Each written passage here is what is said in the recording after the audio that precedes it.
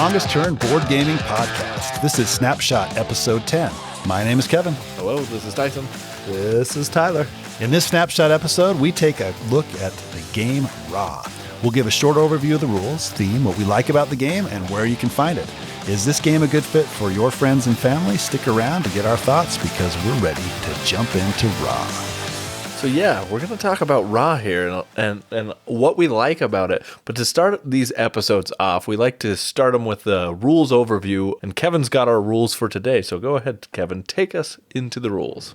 So Ra is designed by Reiner Knizia and is published by 25th Century Games.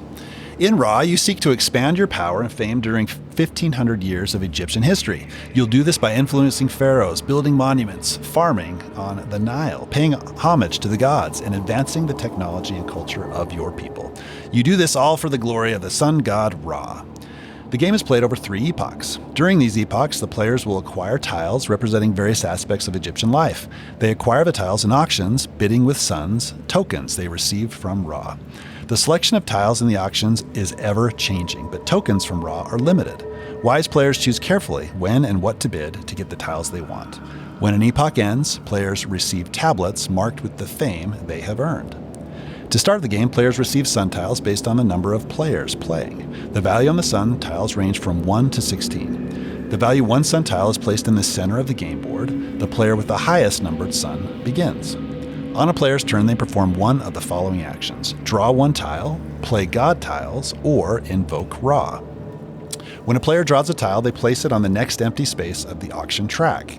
If a Ra tile is drawn, an auction is triggered. If a player has 1 or more god tiles, they may play them to take tiles from the auction track. Any used god tiles are returned back to the box.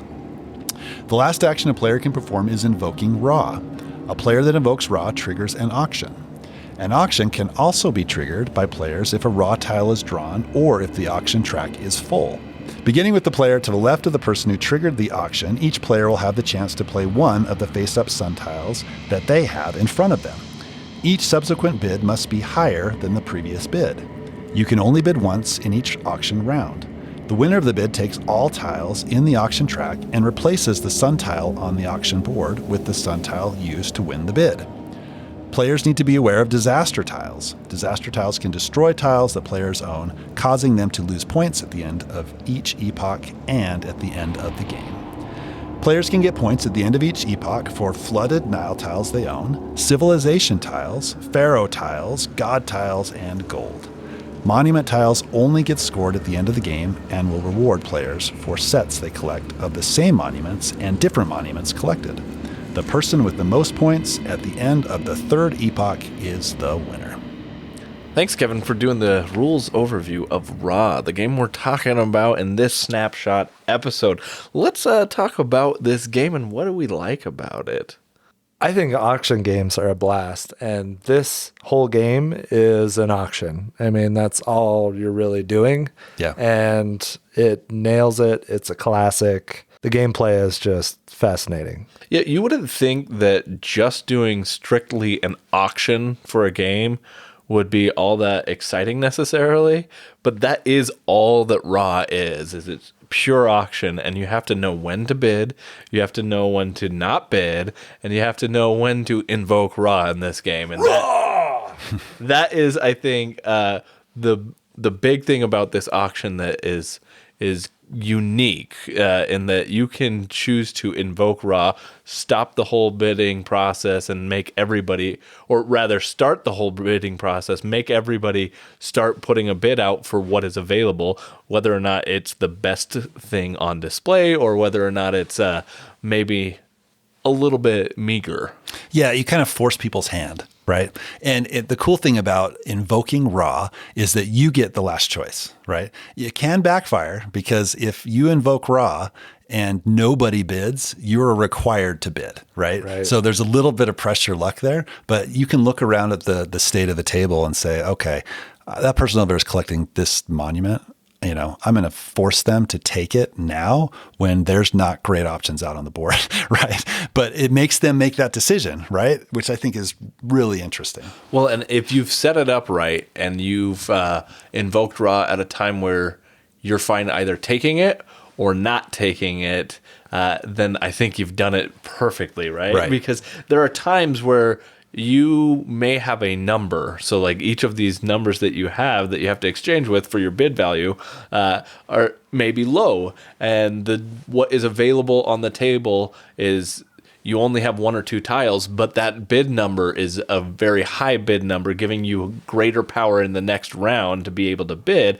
It makes for these interesting decisions. So even though, hey, maybe I don't really want to win this one for the tiles itself, but maybe I'm okay with exchanging this one for a 15, makes really interesting decisions. Yeah, setting yourself up for the next round is super interesting. And if you don't do that well, you can get hosed. You can get burned pretty bad. Yeah, you can get burned bad. And it's not only for the second and third epochs. At the end of the game, if you have the highest value cumulative of the suns that you have, that you've collected, then you get, I think, 5 points at the end, which could be the deciding factor in the game, right? So that's super. Not only are you bidding on the tiles, you're bidding on the sun tokens themselves, which is really cool. Which is a simple and an elegant solution for not wanting to toss out your high bid values at the end of the game, right? Because otherwise, it would be like, I don't care what I get.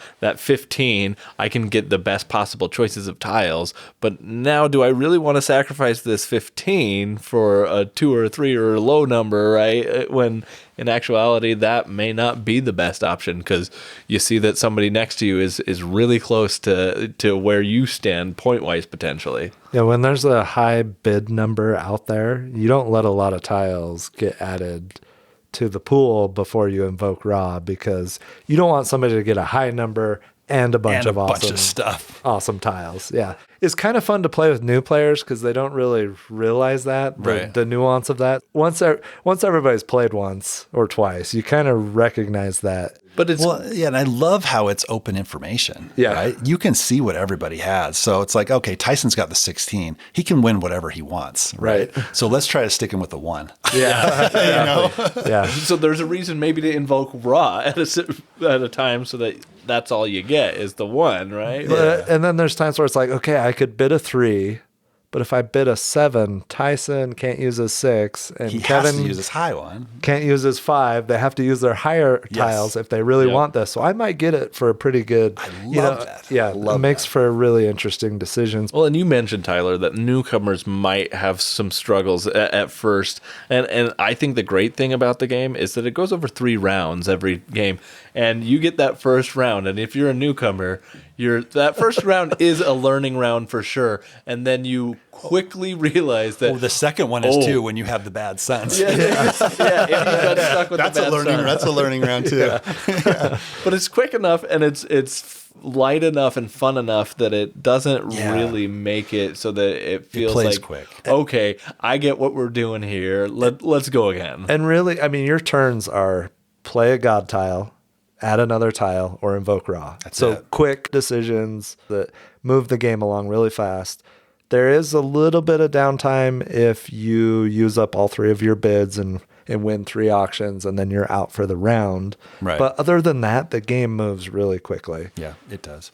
I love the set collection in this game. I like how there is long-term planning with the monuments, and then the short-term planning with the civilizations, the Nile tiles. I love that you can get a lot of Nile tiles, but you have to flood the Nile every round, and you don't know if those flood tiles are going to come up. And when they do, the people that have a lot of Nile tiles want to score those, and it's going to be, there's going to be a lot of decisions to make on what you're going to bid. Well, and it's interesting because if you get a lot of flood tiles at the front end of a game, they get taken out of the game. And so the question is, okay, I got a bunch of flood tiles taken out at the beginning of the game. Do I still want to focus as much on the Nile tiles? Yeah, right. Or maybe I can divert and start focusing on monuments or something else to be able to work, or the Pharaoh tiles, right? Yes. And it's interesting that there's multiple ways to score points. Right. And some are powerful early on and some are better later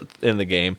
And I love the decision of when do I switch my focus to this type of a tile collection. Well, and you have to, you kind of have to focus on everything, right? Because if you're lowest in the pharaohs, You then take negative you take points. negative points. If you don't get any of his civilizations, you take negative points. If you get 3 of them, you start, getting points. You get 5. If you get 4, you get 10. You can get a ton of points if you get all, 5 different civilizations. So there's different strategies to pursue, but you kind of got to dabble in everything, right? Which makes what comes up in that auction track even more important, right?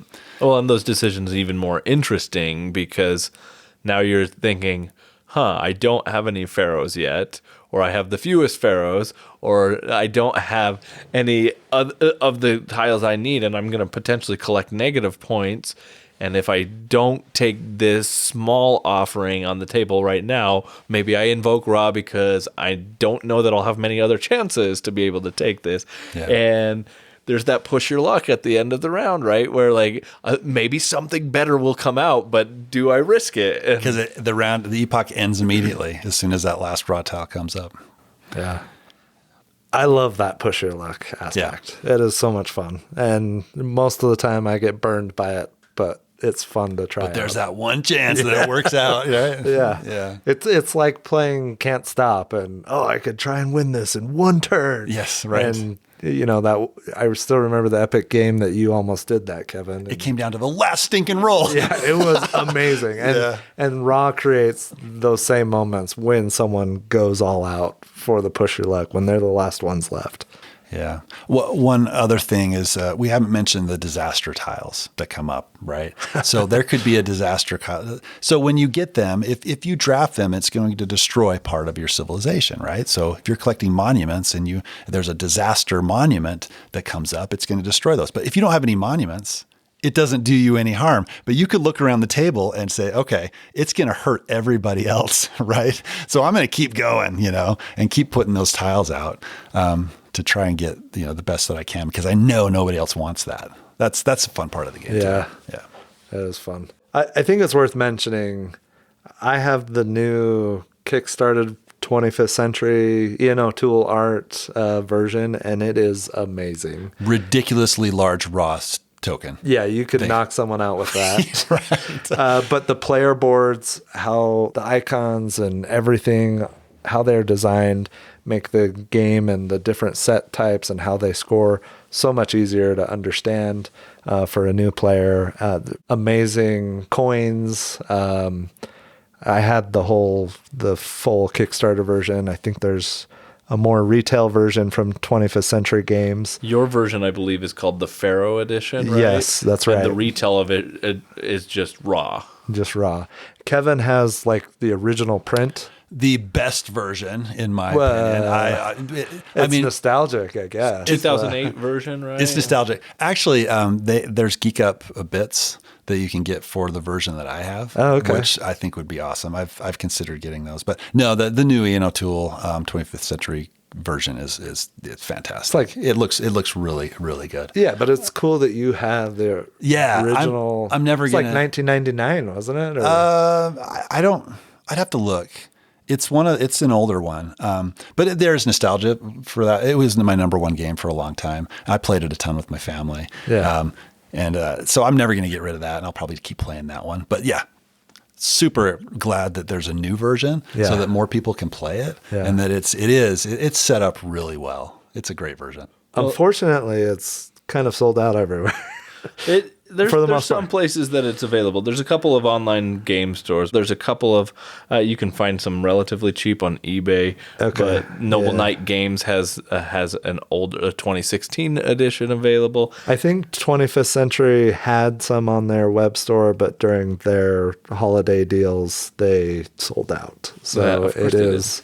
It's a popular game. Yeah, there is question as to whether it will be reprinted next year, the Pharaoh edition, and it's an expensive thing to print, so we'll see. But hopefully they at least bring back the retail version of it. But yeah, there's a lot of other versions of this game, and no matter what version you get, I think the gameplay is going to be fun every single time. Yeah, just don't get the iOS app because it's hideous. And, yeah. I mean, I've played it a ton because I enjoy the game, but it's hideous. And the user interface and just everything about it, it's not good. But yeah, this is an amazing game. Well deserving of a Snapshot episode. If you can find a copy, snatch it up. I see. Actually, Absolutely. also maybe Barnes and Noble has some. Oh, nice. Oh, sure they do. Maybe. You can't trust their inventory. Yeah, right. yeah. But yeah, no, I love this game, and I would never turn down a play of this game if it gets brought to the table. Cool. That closes out our snapshot of Raw. If you enjoyed this episode, make sure to check out our full-length episodes. We discuss games that we've been playing, do deep dives and feature reviews, share top 5 lists on a variety of board game topics, and discuss all things board game related. For even more longest turn, check out our Discord server, Board Game Geek blog and guild, Instagram, and Twitter. If you want to support the show, buy us some wooden eggs on buymeacoffee.com. All links and information are included in the show notes. Thanks for listening. Tot ziens. See you later. Goodbye.